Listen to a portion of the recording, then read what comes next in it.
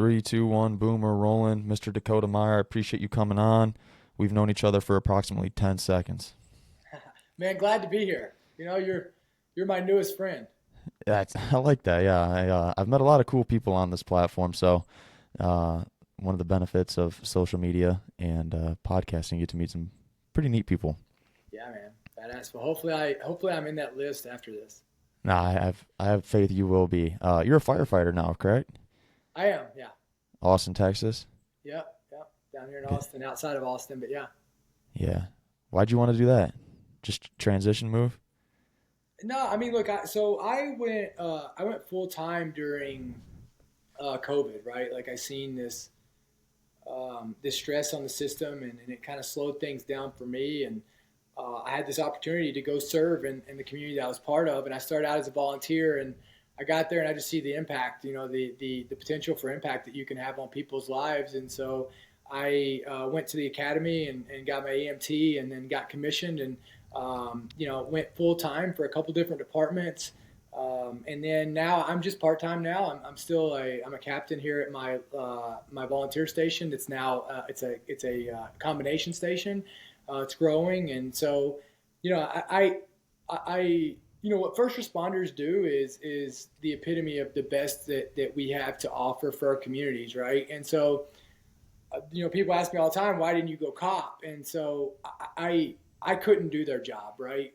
They are Police officers are some of the greatest human beings that walk the face of the planet. And for me, I think that I chose being a firefighter because as a sniper, I had that burden of trying to figure out who was wrong and who was right. And that's the burden that cops have. And so I just didn't want that anymore. And so I chose being a firefighter because I still get to show up, have an impact on people's lives, but I don't have to give two shits about whose fault it was or who's right, who's wrong. My job is to help whoever, right? No, I totally agree. You don't know this, but you're about to. I was a cop for 5 years, and I grew out the mustache because I realized that I probably should have been a firefighter instead. Hell yeah, man. I love it. Yeah. Well, I mean, look, I mean, our police officers, um, they're the best we have to offer. Those guys that put that uniform on, that everybody that talks shit about a police officer, I tell you to go do their job for a day and then come back and let me know how or what you think they should do and shouldn't do. I was listening to one of your episodes on Rogan where you kind of described the relationship between like when you show up on a scene, the cops are the dads, Yeah. the firefighters are. What'd you say about the firefighters? The cool uncles, Yeah, and then the EMTs are the the moms. mothers. Yeah. Yeah. And that's a perfect description of it too, because like I don't know how you were raised, but like if you see your dad and shit's not going the way it's supposed to be going, it's kind of the last person you want to see in that moment because you know you're about to get in trouble. Yeah. Um, then I really enjoyed how you described that because it's so true. Like when people see us, they're not very excited. They see y'all are like, oh man, yeah, the firefighters are here, the good guys, the cool guys. So people don't realize that either, and especially you also went on to talk about with police. You never know what they're going through either. They could be arguing with their wives or their kids were late for school, their kids are sick, and then you have to go and deal with somebody else's issues, and sometimes that um, they they're not seen in the best light, and it's no fault, but they're humans, right? You know what? You said it. You said what I was going to finish with for you. They're humans. Yeah. Like, and I think that's what we forget. Um, I think that's what we forget about, even the military, all these people that wear uniform. Man, I'm just a civilian like you. We're just civilians like you. We're just civilians that believe in the cause probably a little bit more than you do, right? We Yeah. we believe in taking care of our own stuff and also taking care of other people's stuff, right? And that's ultimately what it comes down to. And look, I mean, these cops and these firefighters and these they're just people. They're just people, and um, they're doing the best that they can. And I do believe that. And there just has got to be a little bit more humanization of of these people that wear the uniform and that we call for help. I mean, they are our neighbors.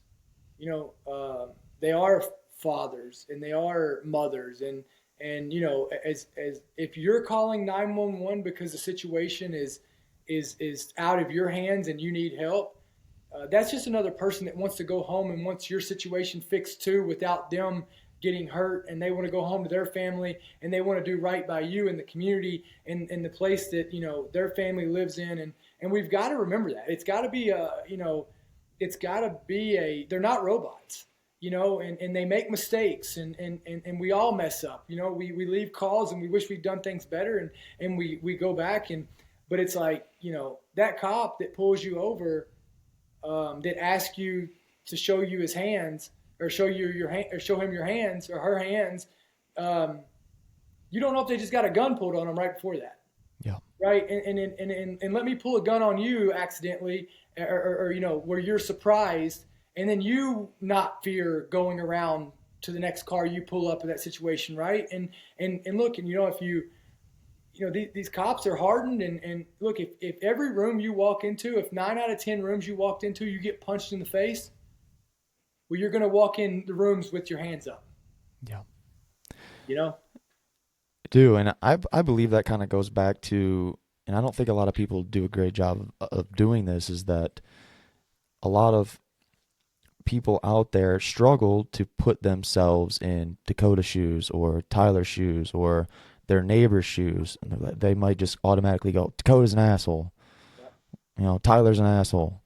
Well, you don't know what I'm going through, so I just wish that people would take a second before they speak and just try to understand and put themselves in the shoes of somebody that maybe they don't agree with, or they're not vibing with at that particular time. Yeah, I mean, yeah, I talk about this a lot, and the problem right now with the world, we don't have a problem with government, we don't have a problem with military versus, we don't have a problem there. We got a people problem, right? And big time. And what I'll tell you is, man, I still believe, and I don't know how you believe, but I believe, and I say I believe in stances because I think that when you say I believe, it means that you're all in on it, and I think people listen when you say I believe, right? And I believe that the majority of people are still good. If you don't believe that, then I loved hearing why, from people, because there is this narrative that we got to be careful of, is I call these people extinctionists.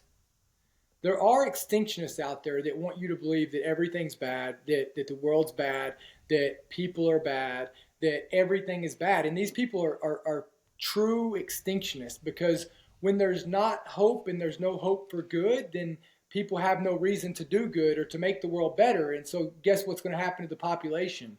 If everybody believes that everybody's bad, guess what's going to happen to us? Mm-hmm. We're extinct. Yep. So there are extinctionists out there. And you gotta, that's what that message comes from and it drills from. But I truly believe with every moral fiber of my being that the majority of people are still good. And I just believe that this narrative that's been pushed is that, hey, we treat people how they deserve to be treated. And that's not going to work. We've got to be unconditional in a conditional world. I've got to treat you, Tyler, good because I'm a good person and I want to do the right thing, whether you deserve it or not. And the problem is if everybody only gives people what they deserve, and you meet this person who's being an asshole because they're having a rough time right now, and if they're being an asshole and you give them what they deserve, then what do you become? An asshole. Yes. And I think that we've got to try to strive to do the right thing and to be a good person and to do right by people. whether they deserve it or not. And if we can stick to that, the world will be a better place, and you'll stop this cycle of the majority of people looking bad because, or having the perception that all people are bad, is because the perception you have is, I mean, imagine if we all got treated the way that we deserved to every time we deserved it. Think about that, right? Imagine if we all always got what we deserved. I'll tell you this. All of us listening, all of us in this world, we would get treated like shit majority of the time, because majority of the time we don't deserve to be treated good or to have the shit that we have, right? I mean, that's the reality of it. And life and people are so forgiving, and thank God they are. Because if they weren't, if we got what we deserved, if every time you sped you got a speeding ticket, if every time you did something wrong you got the consequences for doing that, if every time you took a shortcut you got what you deserved, if all those things, right? If every time you were texting and driving you had a car wreck, right? Think about that, right? If we all always got what we deserved, we wouldn't be looking at other people and giving them what we thought that they deserved, because we'd all be in a shit sandwich. Facts. And if you're listening to this podcast, please rewind it and listen to those 4 minutes again, and then maybe another time, because so valuable, Dakota. And coming from you, you know, a guy that's been around a lot of, let's just face it, shitty people, like to the core, terrible individuals, and for you to still have that mindset and that viewpoint on people in general, I think is huge. Moving forward, I have a question for you. I really enjoy your short clips that you put on Instagram. I think they're great. They're to the point. They're blunt, and that's kind of how I am too. Like, take it or leave it. If you don't like it, you know, that's your problem. But I have a few things that I've written down, and I just would like you to dive a little bit deeper if you don't mind. But one of the quotes that I was doing research on you, and you said, if you're weak, people will start by stealing your peace. Yeah. Can you dive into that a little bit more for us? Yeah, man. Like, you know, I see so many people who are like, you know, I don't like conflict. The people who I don't like, I mean, I don't want to say that I necessarily love conflict, but I'm comfortable doing conflict, right? And if you're not comfortable doing conflict, no matter what, it's like the jungle, right? Like, it's like the world is like the jungle. And whether we like to think about it with humans or not, like, it is. And the first thing that people will take from you is your peace. If you don't protect your time, people will waste your time. If you don't protect your thoughts, if you don't protect and have a stance on your beliefs, if you don't stand up for yourself, people will steal your peace. And at the end of the day, like, that's the reality is whatever you're not willing to fight for, people will take. And that's reality. And is it wrong? I don't know. I mean, I don't know that it's necessarily wrong or right? I don't look at it either way, but I just think that, like, you know, you're only going to get what you want out of life, and nobody's going to give it to you. And so, you know, I don't say that in a way of like, hey, you know, walk out there and just start fucking stealing what you can get, right? I don't think that, but, you know, too many of us are walking around trying to let everybody figure life out for us and trying to find an app and the easy way. And it's like, there is no easy way. The only way is to do hard shit and to, I mean, it doesn't matter. I mean, think about it. You could be going to the gym every day, and there's going to be a group of people like, oh, what do you got to do? You got to go work out today, huh? You're just some fitness freak. You're just all this, right? Like, I mean, no matter what you do, people are going to try. They're peace thieves, right? And so it's like, whether it's Sometimes it's because their own insecurities, right? Sometimes it's jealousy, right? Like whatever it is, whatever the reasoning behind it is, who cares? What most people aren't doing it intentionally. It's just who they are. Right. And you know, it's like whatever you're not willing to defend or to fight for, you shouldn't even strive for or waste time on, because people are going to take it. I know you don't necessarily care for the word feel. Yeah. And Yeah. it makes a lot of sense. Can you talk a little bit about kind of feelings versus actual reality and similarities or differences between those two? Yeah. I mean, you know, we all know emotion and logic. You know, and what I'll tell you is it's almost the same thing with intent and capabilities. Right? So I think a lot of people have great intentions. Like, I think a lot of people have the intentions to be a professional basketball player, but they don't have the fucking capabilities. And that's the difference between emotion and logic, right? Emotion is also motivation, and logic is discipline, right? And so the closer we can get those two together, right? Like, look, the one thing about us, and I don't ever want to get out of and say emotion's not important, because emotion is important. Controlled emotion is very important. Uncontrolled emotion is very, very, very dangerous, right? And so, you know, the further emotion gets out and off of the reservation, the further you get away from logic. And so when I hate the word, I don't necessarily hate the word feel. I just think that feelings and how you feel I think it's an important factor to understand, but only as a measure of how far you are off of reality, right? And so, man, some days, I mean, how often do you feel like getting out of fucking bed in the mornings? Very rarely, brother. Yeah, that's all of us. That's Mm-hmm. all of us. Nobody says, man, I'd rather get out of bed and go do hard shit and get uncomfortable than to lay in this fucking bed, right? That's a feeling that's normal to all of us. But the reality is, it's time to get up. If you want to accomplish what you want to accomplish, you better get up and you better start getting those feelings a little bit closer to. If you live off of how you feel, You ain't gonna get shit done. you're gonna get shit done, right? I believe that we all wake up every day depressed. And it's our actions that we take and accomplishments that sooner we get that ball rolling, the faster we decide whether we go to bed depressed or we don't, right? And so, man, sometimes, I mean, think about your emotions. Your emotions,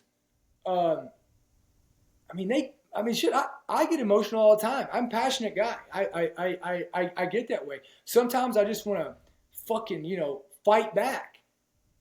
Is it worth it? At what cost? Right? Like, you know what I mean? Like, it's these rev limiters, and they're very important. These emotions are very, very important because they are, they're there to protect you. But, you have to be able to control them and to be able to register. You can't just react to shit, right? If you react to your emotions, you're going to be making a shit ton of bad decisions. If you respond to reality, that's what it's for, right? And so, I think that I do hate the word feel when people tell me, man, Dakota, I feel like this, and man, I feel like a piece of shit. Okay, I got you.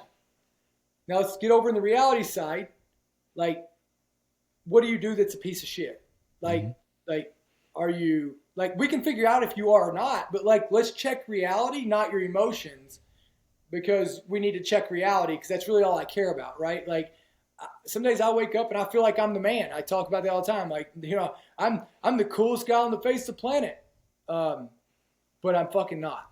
You know what I mean? And so, some days, that's the reality. And so I just think that, like, we've got our next generation, and we've got too many people in this world living off of their feelings, which is why they're depressed, they're anxious, they're transgender, they're all these things, right? And it's like,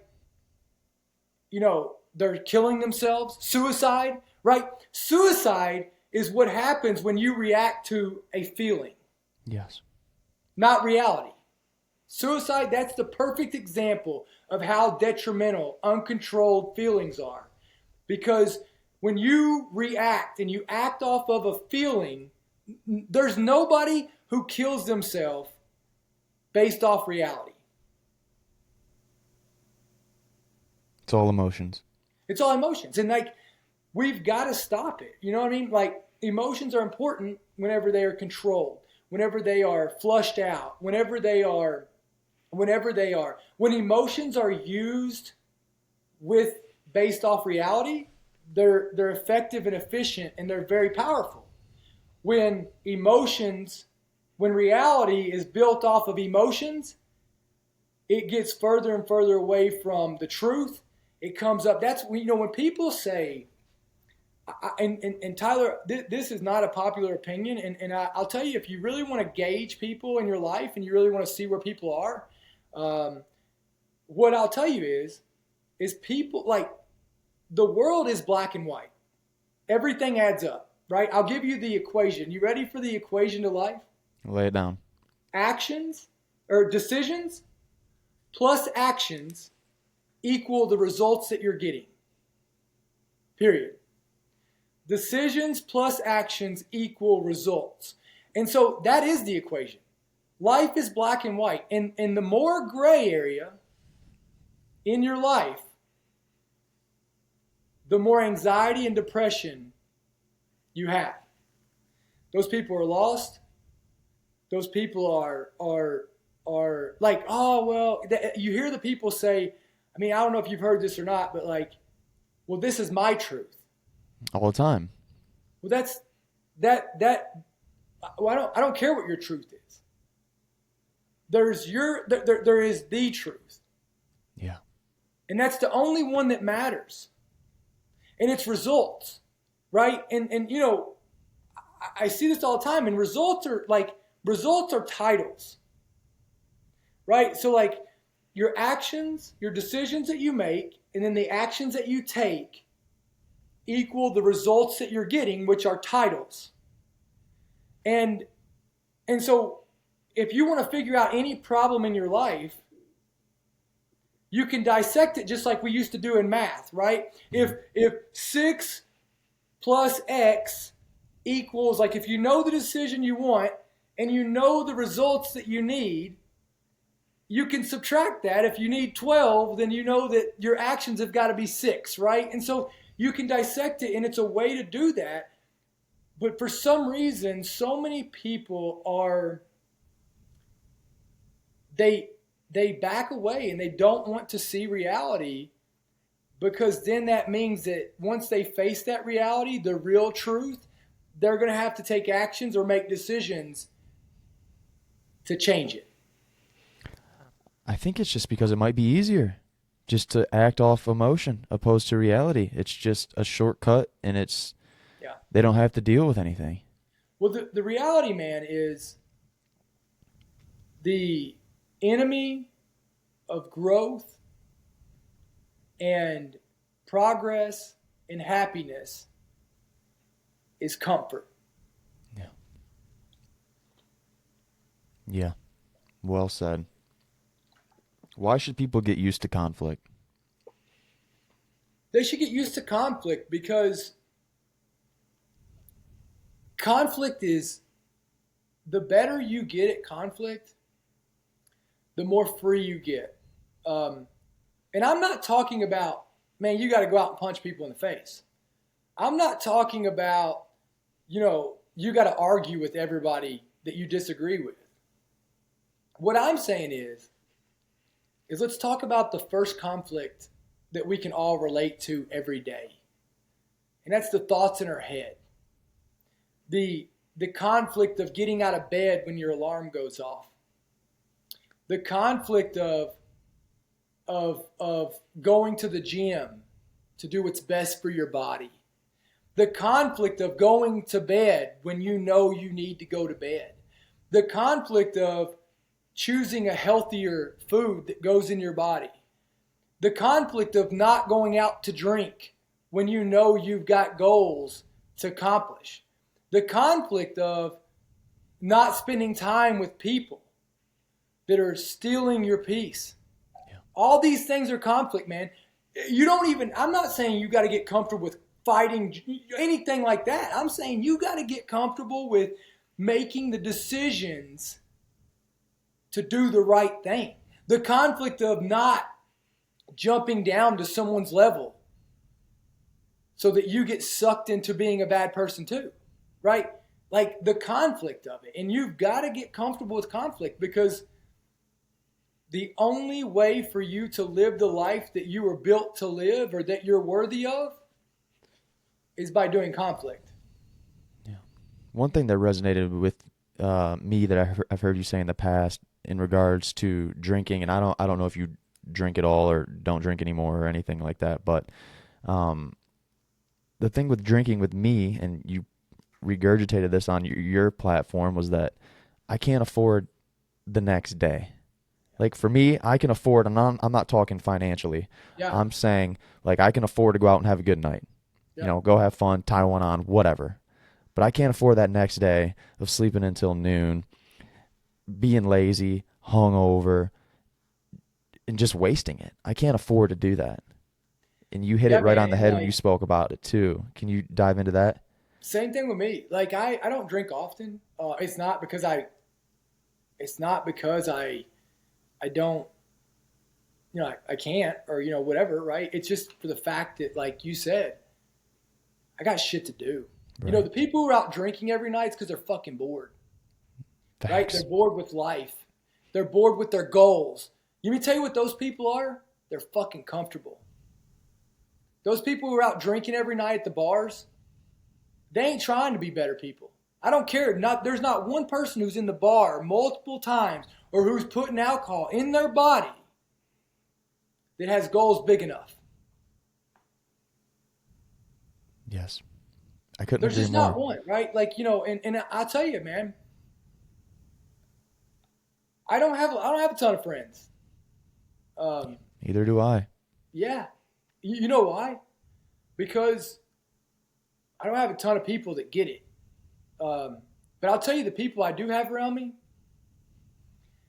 man, people laugh all the time, and I say this and I mean it. Like, if you can't beat me, don't even try to touch the people around me, because these motherfuckers smoke me every day. Yes. These people, I went on this podcast yesterday called The Underdog Podcast. And guy was an awesome guy. Like, he was a really cool guy. And he asked me he's like, so tell me about your underdog moment. I'm like, every fucking day. Yeah. Every day. Like, if I'm not the underdog, I ain't running in a big enough group. I'm not running with the right people. If I look around and I'm not the underdog with everybody in my circle, then they got to go. They got to go, because the only way that you get better, man, is if you are the underdog, right? And so I told him, I'm like, man, I'm still the underdog. You come see my circle. These people are like freaks of nature. Mediocrity is nowhere in their vocabulary. And like, they're good human beings. I'm talking about like firefighters. I'm talking about husbands, dads. I'm talking about like wives. I'm talking about like meat eaters, right? Athletes. Like, these people, mediocrity is absolutely nowhere in their vocabulary. And they are the most humble. Guess what they're doing? They're also looking around, looking for people better than them, because we all want to get better.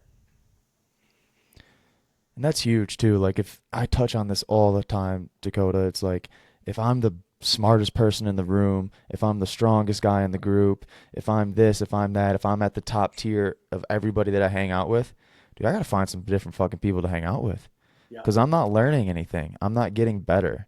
And I really resonate with you when you say those things, because I'm the same way. I don't want to be the best in my group. That's why I have a very freaking small group because it's hard to find these people. Yeah. And let me tell you something, man. Um, I don't think your group always stays the same, right? And Never. because you're always growing, you're always evolving, right? If your group, when people are like, "Oh, I still hang out with the same five friends I did in high school," I'm like, "Well, um, y'all probably still act like a bunch of fucking high schoolers, right?" And so I'm sorry, and like I love people, man. I'd do anything. I love people, right? I think people are. I mean, I love people, right? And I when you figure out the secret to what I've figured out at this point today, like, the secret to life for me is what's the most valuable thing you have in your life, Tyler? My wife, my family, And your time, right? and my time. Your time. You know what I didn't hear you say? Money. Right. I didn't hear you say cars. I didn't hear you say shit, right? I heard you talk about people. And when you talk about people, you talk about time, right? And I'll tell you, man, if I try to put in perspective for people, if you, Tyler, a lot of people think it's money. If you said, "Hey, man, Dakota, I'm investing my money." If you went and kept giving me $5, and every time you came back and needed the money back, I gave you $2 in return, would you keep investing and keep giving me $5? No, you're ripping me off, Dakota. I am. So think about all the people in your life that you go give an hour to, or 10 minutes, or you answer the phone call that ain't giving you shit. And I'm not saying they got to give you anything, but are they making you better? Are they making you better? Are they making you worse, right? And so, like, if there's people in your life, if you're in a relationship right now, if you're listening to this, if you're in a relationship right now and that person doesn't make you the best version, or doesn't empower you to want to be, or make you want to be the best person or the best version of you, get rid of them. Get rid of them.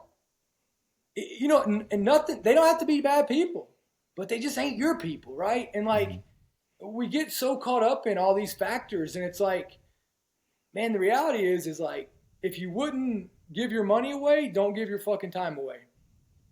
How do you get rid of them? Because I know a lot of people are listening to this and they're like, man, he's really spitting game. He's really making a lot of sense, but I don't want to hurt anybody's feelings. Yeah, man. Guess what? Your feelings, and this sounds terrible, and it probably sounds arrogant. I wish I gave a fuck about your feelings. Like I don't know, man. Like I always talk about criticism and advice. And I don't take criticism from people I don't take advice from. Because it's both the same. It's both the same. And we've just put an emotional tie to negative advice, and we've called it criticism, right? Like, that's what that is. And what I'll tell you is like, when I stopped giving a fuck about how people felt, I started being a better person for them. Right? And like, man, I'll tell you right now, Tyler, I don't know you, but I'll tell you right now, but because you're a human being, I love you. I'd do anything for you. And when people are like, "Oh, he's full of shit," I mean, I get on a fire truck and I go show up to people's houses that I don't know.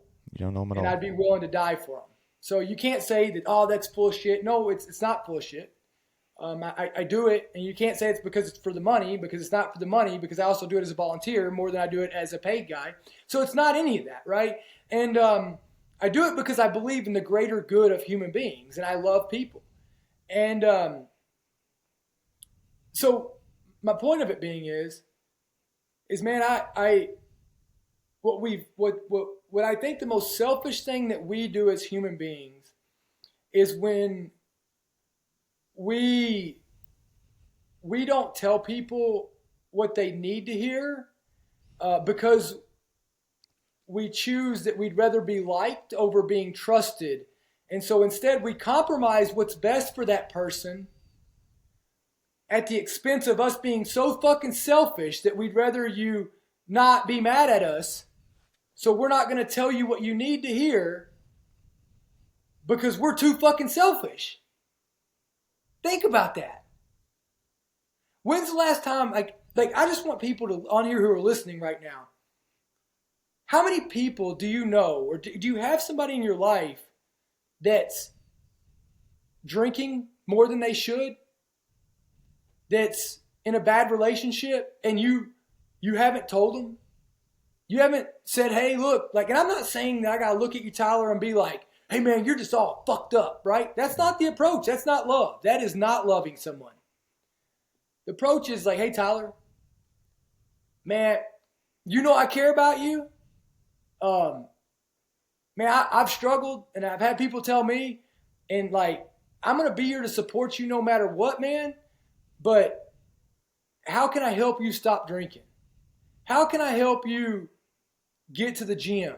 Hey, you want to start going to the gym with me? Like, hey, man, like, I know you're struggling in your relationship. What can I do to support you to help get that thing fixed? Because I see the toll it's taking on you. Like, we want to, again, but guess what that is? It's conflict. Yes. We got to get good at it. Like, I think in life you have to choose as a person. And if you haven't done this, I hope you do it right now.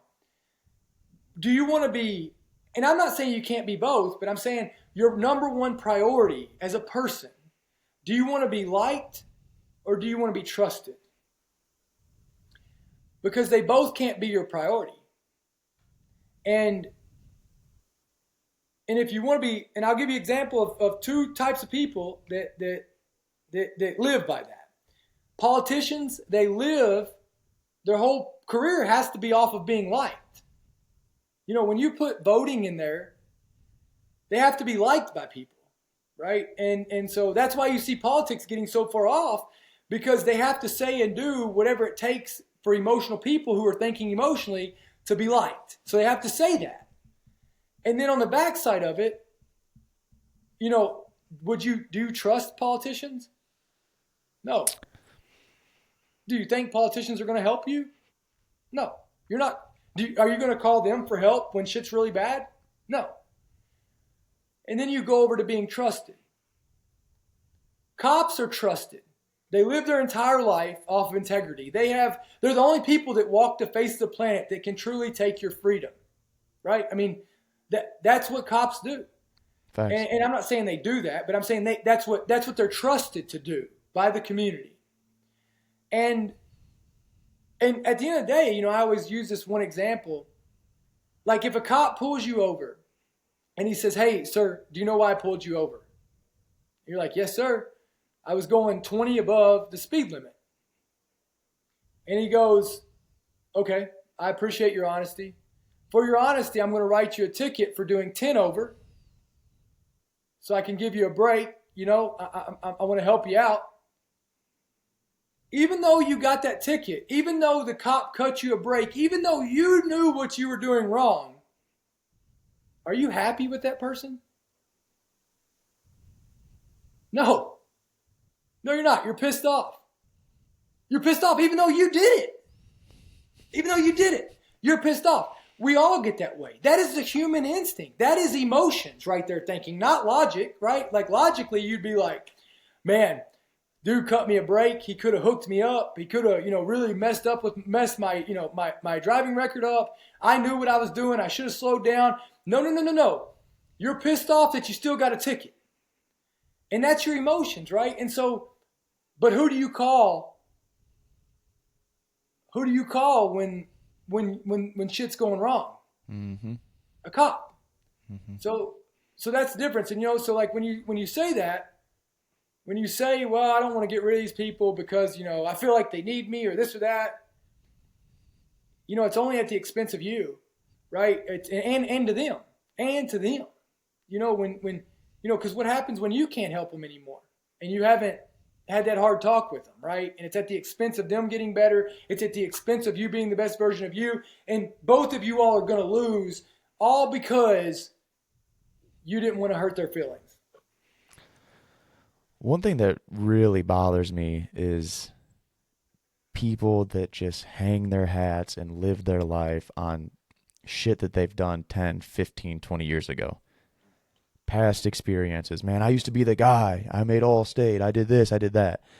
And like if we're being honest here, like if anybody could walk around this world hanging their hat on past experiences, it could be a guy like you. I mean, you're a Medal of Honor recipient. Like you've done some shit, some incredible shit. But I don't hear you talk about that unless, of course, asked. You know, you tell your story, but you're not walking around chest out doing this, doing that on the internet, saying all this shit. Why do you think people just can't get over it? So, yeah. I mean, it's at the detriment. So I believe that wins or losses, any of those things, so they're all on the result side of my equation to life, right? So like football player, Medal of Honor recipient, all those are decisions plus actions equal the results, and that's the results that you get these titles from, right? Mm-hmm. I think that people, but people do it both ways too. So like, not only do they live too long off of what they have done in a positive way, there's a lot of people out there who also hold themselves to, their own personal jail for a mistake that they made. Yeah. And so it's both ways. And so why do I think it is? I just think it's because comfort, right? Go back to comfort. To me, man, I'm Dakota Meyer. I've been a civilian longer than I've been a Marine. I was a Marine. I'm not still a Marine. I was a Marine. I am a Medal of Honor recipient, but that was only as a byproduct of being a good Marine and being a good person and working hard, right? But I mean, I still fuck up, and guess what? Like, that was one day. That was one moment. What am I doing today? Right? None of that matters. None of it matters. It matters what you're doing today, right? And wins and losses, successes and failures, they're all just moments in time. And all they are feedback loops. They're just feedback impacts so that you know how to do it again, right? All me having a Medal of Honor says is that I know what right looks like, and so I better mimic it every single day, right? So like, yeah, I am a Medal of Honor recipient, but here's what people don't realize is I'm a Medal of Honor recipient, but am I a good Medal of Honor recipient or a bad Medal of Honor recipient? So people forget the subtitles, I guess you call them pronouns or whatever. You would get into that. It's a whole other aspect. But like, are you good or bad, right? So like, yes, you're a dad, but your actions today, do they represent a good dad or a bad dad? Yeah. Like, you're a cop. I'm a firefighter today, but what did I do today that decided if I'm a good or bad firefighter today? Right? And that's what they leave out. Like, I see so many veterans out there. I see people all the time. I used to kick in doors and shoot people in the face or whatever dumb shit they say, right? And I'm like, yeah, but you couldn't do it today. Yeah, keyword used. Used to, right? Mm-hmm. So, so you're a has-been, right? So what are you today? Today, you're fat, you're out of shape, you're disgruntled, today, what are you doing to make the world a better place? That's all that matters. All that matters is today. And I look at a homeless person, and man, I don't judge them. That's just a moment in their time. They could be rich in a year. We get too dialed in on identifying people, and we get too dialed in on trying to make people out to be what was just a moment in time for them, not their whole life, right? I believe that our life is defined by the results that all of them added up, right? It's like a big test, right? And it's like at the end of it, when we die, it's going to be the sum of those results. Like, did you get more right than you did wrong, right? Did you help more people than you hurt, right? And because guess what? At the end of the day, as many people as I try to help, I hurt people. Mm-hmm. I hurt people. You hurt people. I fail. I let people down. I got to strive to not do that. I got to learn from those results, and I got to just the next at bat, right? And so I just think that people, I just think that people, when they live off of what they've done, they've stopped doing, right? Like it's just a sign that they're not in the game anymore, man. Yeah. They're not in the game, right? And so when you hear a guy talk about what he did in high school, dude, it's because he's not swung the bat since, right? He ain't swinging the bat. He ain't getting out there and getting after it. You know what I mean? Today, man, dude, I'm Dakota Meyer. You know what I mean? Like, I'm a dad. I was a good dad. I took my kids to school this morning. I spent time with them. You know, I knocked that out of the park. I'm getting ready to go work out. I'm going to go, as soon as we get off this podcast, I'm riding my bike for 2 hours. I'm going to get my training in today. I've been working all day. And guess what? I'm going to go to bed and I got to get up and fucking do it again. I got to earn it, right? Mm-hmm. And so, you know, man, like, I feel so bad for these people. And they haven't realized that they're not against the world, they're against themselves about how do we get better, right? And so I see it all the time. I'm sure you've heard this, especially being a cop, but the fire service is notorious for this. Well, I've been doing this 20-some years. But yeah, you have. I'm sure you were good at some point, but like 19 of it, you've been fucking retired on shift. You're fat, not out of shape. You're not aggressive. You know what I mean? Like, yeah, I mean, you're fucking just existing right now, right? You know, you didn't, you know, you do your truck, you just exist and you just do truck checks and you just, you know, if the standard of the world or the standard of your department or the organization you're part of, if you just wake up every day to meet the standard, that means you're a D level person. Mm-hmm. You know, the standard to pass school was what? D? Yeah, C-. Yep. Something like that. C-, D, right? For me, it was a D. You couldn't get an F, right? And so that's just the baseline standard to pass. So if you're going through life just doing the minimum that it takes to pass, you're a fucking D level at everything.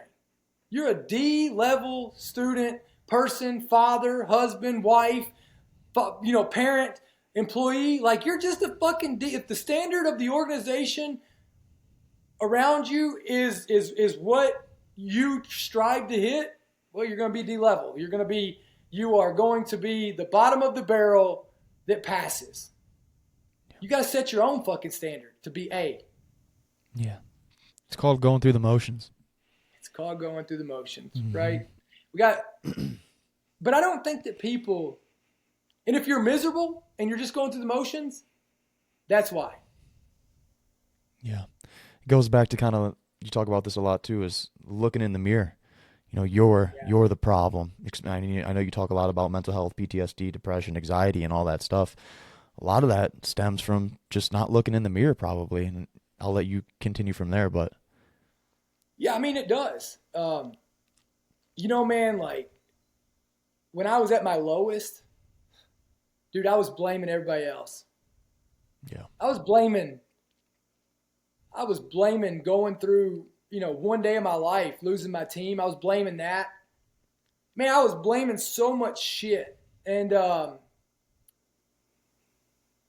didn't look in the mirror and say, man, you're not where you want to be at because you're drinking every day. I was blaming my drinking on, dumb shit, right? Like, you don't get what it's like. Dude, this whole trauma thing, this whole PTSD thing, especially for veterans, it's the biggest crock of shit ever. It's the biggest marketing. You talk about marketing and you talk about building a niche. Veterans have found a niche so much that they've said, hey, man, my trauma is something you could never understand. Like, get out of here, bro. Get out of here. Like, you want to talk about trauma? Go talk to a woman that's been raped. Let's talk about that, right? That's trauma. That's something that unless you've gone through it, you couldn't imagine. Getting shot at? Look, there's kids in Chicago that have been shot at more than 99% of veterans waking up in their homes. You know, we got to get past this victimization piece, right? The reality is that if you're probably above the age of 18 or 20 in this day and age, you've got PTSD, you know some form of PTSD, you know some form of depression, you know anxiety. That's reality. You know, and the reality is that, okay, how do we help each other get through it? It can't, when trauma and things like this become your identity, you don't ever get better from them. Right? And because who wants to lose their identity? Nobody. So when disabled veteran or all this, like, I'm not saying they're not real. I'm not saying they're not significant. That's not what I'm saying. But when I'm saying your whole life is built around that, and instead of getting better from it, instead of having the goal to get better from it and doing whatever it takes to get better from it, and it becomes your whole identity, you ain't gonna get better from it. I mean, imagine if you broke your leg and you said, fuck it. You know, I'm gonna have a broke leg forever. You know? But I'll tell you, you gotta get help. You have to get help. Yeah. The problem is people don't want to go get real help because they know what's contributing to it. Like, look, taking opioids, taking drugs, taking pills. I'm not saying that they don't help in the interim, but they can't be the long-term solution. You know, I look at people all the time and I'm like, okay, so before you can go to a counselor and get them to figure out your problems, you gotta do what you can first. Like, if you're drinking 1,000 milligrams of caffeine a day and you wonder why you can't sleep at night, well, you know, you wonder why you got anxiety. If you're not working out, if you're not going and working out, and you wonder why you feel like shit, you're drinking and eating shitty food all the time, you're drinking every day, and you wonder why you can't sleep, or you're not getting better, or you're not going to the gym, or you're not eating healthy, you're hanging around shitty people. I mean, you know, like, first off, eliminate that. Quit going and expecting talk therapy to fix your problems for you. Like, therapy, all these things, we've got more tools than ever, more resources than ever, which I think is great. I think it's great. I think it is. I think it's really badass. No different than, like, you know, the modern surgeries for injuries have came along, right? I mean, you know, I think all this is great. But, like, you have got to want to get better. You've got to take some responsibility to get better. Like, you could hire the best trainer and the best dietitian and have all your meals delivered to you. But if you don't make the right decisions and you don't put it all together, is it going to do you any good? Mm-hmm. And I'll tell you, man, this shit has come to, it's gotten to the point, and why I won't compromise on this anymore, it's gotten to the point of suicide. And suicide is not going to stop or get better until we start calling it what it is, and it's cowardism. Mm-hmm. Look, you could be a badass. You could be a hero. You want to talk about living off of what you've done? When we drape flags over guys who killed themselves and treat them the same way as guys who hooked and jabbed in combat against the enemy, we are dishonoring the men and women who died in their boots fighting for what America is. And we've got to change that. There's a bit of a disconnect there. It's a huge disconnect. And let me tell you where it came from? Yeah. You ready for me to put all this together for you? Lay it on me. The nonprofits that were helping bury our guys when they were getting killed in combat, they built up. They got huge, right? They got huge. And then when the war started dying down, guess what started going away? The need for them, right? Because as many guys stopped dying in combat. And instead of them closing down shop and saying, hey, look, we did our job and that's what nonprofits are there to do, they had to remarket what their purpose was. So then they started calling this 22 a day. And the people that killed themselves, they opened up a whole new market for you to donate to. And then we had to change the narrative of, oh, these people who kill themselves are heroes. No, fuck no, they're cowards. They might have been heroes. The majority of their life, they might still be heroes. But when they killed themselves, they're fucking cowards, right? And it's the most selfish thing ever, because it's me saying, you know what, man? And you're talking to a guy who attempted suicide. Mm-hmm. I've been there. Mm-hmm. Thank God it didn't happen. I would hate for my last living legacy to be that I killed myself. And I got to tell you, man, until we start calling it what it is, I refuse to go to a funeral of somebody who kills himself. I'll tell you what, Tyler, I show up to your funeral, no, for anything else. You kill yourself, fuck it. You ain't worth my time, because you know what? You didn't respect me or appreciate me enough to pick the phone up and call me, because I'd been there and helped you. I'll get you through it, man. There ain't nothing we can't get through. I promise you that right now. But for you to be so selfish to say, man, I know Dakota cares about me.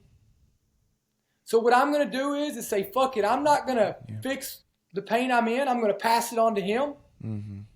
Fuck you. Yeah, it's a slap in the face. It's a slap in the face. And you know what the problem is you got this 9/11 generation who did so much good work in Iraq and Afghanistan, man. They hooked and jabbed against the enemy. They kept Afghanistan free for 20-some years. They put a whole generation through school. Women got to go to school for a whole generation. And you want to know, like, you talk about the battles of Marja, Fallujah, you talk about all these great things. Do you want to know what their legacy is? 22 a day. Yeah. Think about that. My teammates, what they did fighting the fucking enemy, the good work that those guys did, hooking and jabbing, is overridden by these fucking cowards that just put a gun in their mouth. And I'm not saying, look, hear me out on it. I'm sure it's going to piss a ton of people off. But here's what I'll tell you, man. I've lost more guys to suicide being out than I did while I was in. Yeah. I love those guys. Hear me, I loved them. But what they did is they just hurt more people. And heroes, honorable people, don't hurt more people. And I get they were hurting. But I'm sure you've hurt before. We're all hurt. We're all hurt.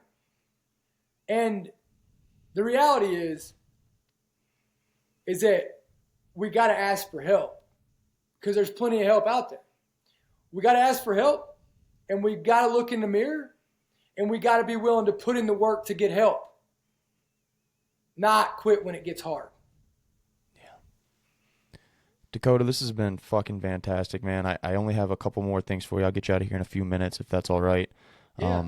But I recently found you via one of my friends who's a cop in Nashville where I used to work as well. His name's Joel. He's like, man, you got to interview Dakota Meyer. I was like, all right, I'll look into him. This was a while back. And I was like, you got a question for him? He's like, I do. So I want to ask you Joel's question. He recently has been promoted to a sergeant. Yeah. And they're doing like a rebid system. I'm sure you're familiar with that, where he's going to go work on a different part of the city. And he told me, he's like, man, I don't want to be like the supervisors that we had, in this particular area when you and I were working together. and he wants to know like what you would classify as like the best leadership traits. Yeah, man. I mean, I'll tell you. So the first thing is you can only be as effective as you can be empathetic. You got to care about your guys, your girls, whatever. When I say guys, I'm talking about both. And you also got to care about your community. I as a person who wears a badge, I always challenge him or any of them.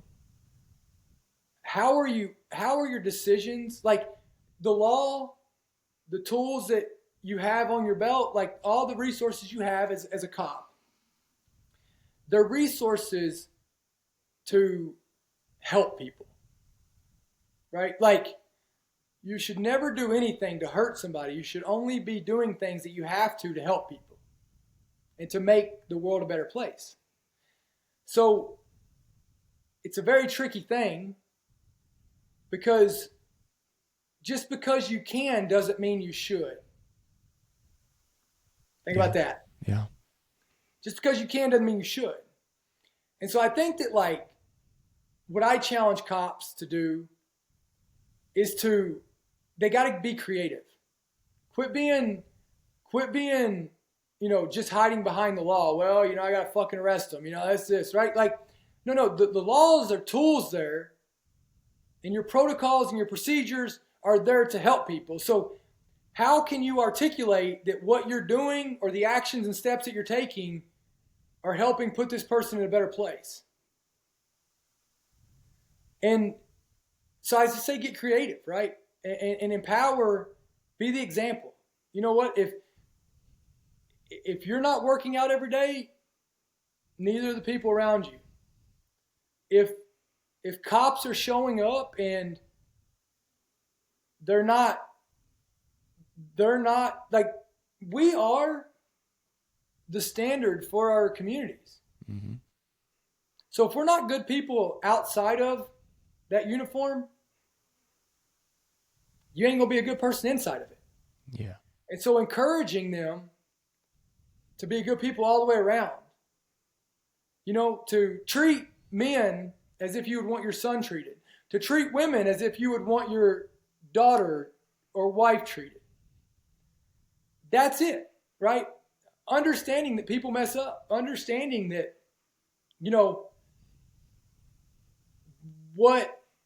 sometimes what you don't do to people has more of an impact on them than what you do. And truly caring and helping that, and stop. We've got so many cops right now getting burnt out, and I get it. I mean, I don't get it, but I don't.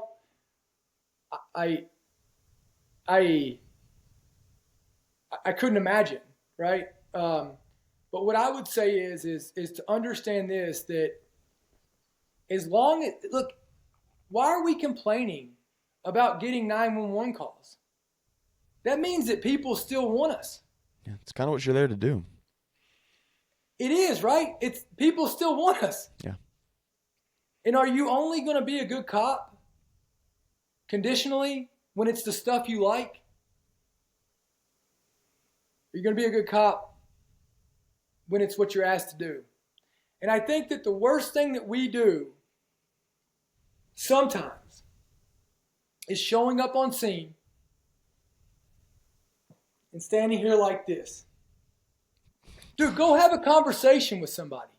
Yeah. Get to know them. You're getting paid to care about people. If you don't care about people, why would anybody else care about people? Thank you for that, man. He'll appreciate that. Last thing I got, and I'm going to get you out of here, is I definitely don't know anybody who's done this before. And to me, this is straight out of a fucking Jack Carr book. But what was it like having a beer with the president? Political beliefs aside, like that's a kind of a unique thing to put on your resume. It was awesome, man. Take politics out of it. Of course. Right? Yep. Bill Clinton's a great guy. Barack Obama is a great guy. George W. Bush is a great guy. These are all people that I've got to meet and be around. And I got to tell you, man, like, you know,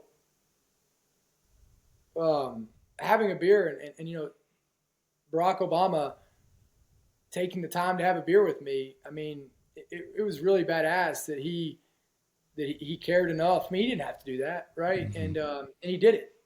And he did it, and he sat down with me in the Rose Garden, just me and him. We had a beer together. Like, man, it was no factor, right? It was awesome. He gave me his time.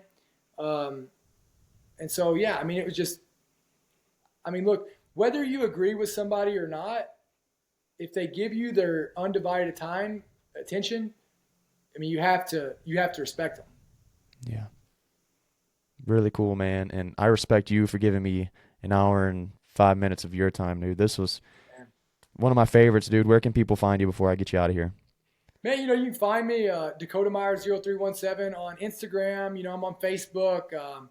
Yeah, I mean, I'm out there. So yeah, just just out there trying to make the world a better place, right? I believe in good. I believe in people. I believe in this idea of democracy. I believe that we live in the greatest country on the face of the planet, and what I tell people is, like, if you don't believe that, then how are you fixing it, right? And what are you doing to make it that way, right? Don't let the few speak up for the majority. The majority of people are still good, and the only way that good prevails is by good people staying good and being unconditional with that. And so, so I just tell people, go out there, be kind to people no matter what. Be kind because it's the right thing to do. Help people. And I want to leave the podcast with this. If you can help people, you must, because not everybody can. And so, if we all live by that, it's a simple way. It's not easy, but if we can, we must. And the world needs hope right now. The world needs hope. And the only way that there's hope is if there's people who can articulate and believe that things can get better. And they can. And they're going to, and they will. I try to stop groups all the time, and I say, we complain about a lot of problems, but let me ask you this. Tyler, would you trade what you have today with our grandparents? Personally, no. None of us would. No. None of us would, right? So we're getting better, and it's going to be just fine. Yeah. Well said, brother, man. I appreciate it. If you'll stay on just another minute, I'll get you out of here, but thanks, Dakota. Thanks, man.